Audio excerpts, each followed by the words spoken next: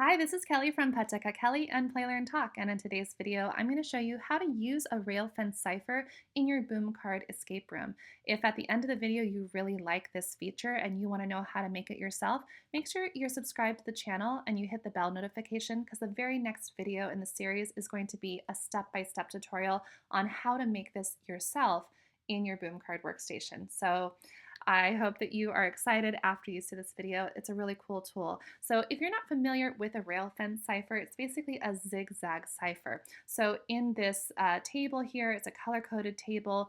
Not all of those ciphers are color-coded, but mine is to make it a little bit easier for students, right? I have made the zigzag pattern. You notice it here now. It is black, all right? Now I've also color-coded other cubes so that it seems like there's a pattern there as well, right? So we have a dark T, pattern on the top and then an upside down T pattern on the bottom. And we're going to use this magic flashlight to help our students figure out where the hidden words are, the hidden symbols or letters or numbers, whatever you choose, all right? So let's go ahead and take a look at how this works, and then tomorrow we will learn how to make it together. So here is the structure of the page. At the top, we have our instructions, decode the hidden message, and then we have this long grid of colored cubes, and we need to figure out what the pattern is, okay? So I have included a clue here.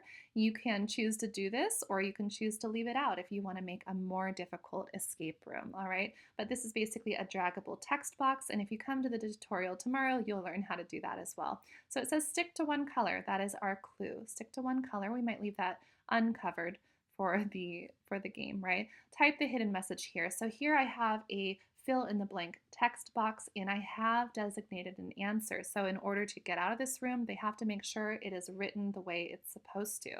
Now I also have my flashlight here, and attached to my flashlight, I have the text, pick me up and set me down.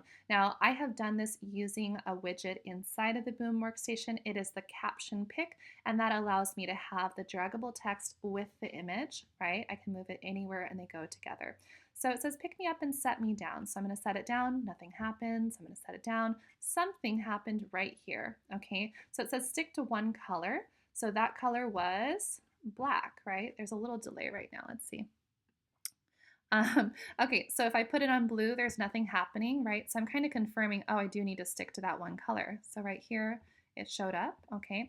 So what I'm gonna do basically is I'm gonna have students record the letters that they discover from left to right. They're gonna have to figure that out on their own, right? They're gonna record them in this box. So what it works out to is the number is 3. Now there is no spacing. You could probably include spacing by making a little period in the box instead. That might make it easier for students to realize, okay, like that.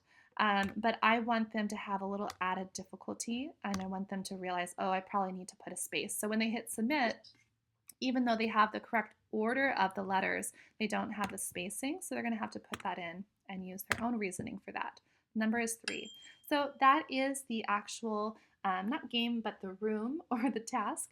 And once again, if you're interested in learning, make sure you come tomorrow and we will learn step by step in a fairly quick tutorial how to use this feature. All right, I'll see you guys soon. Bye.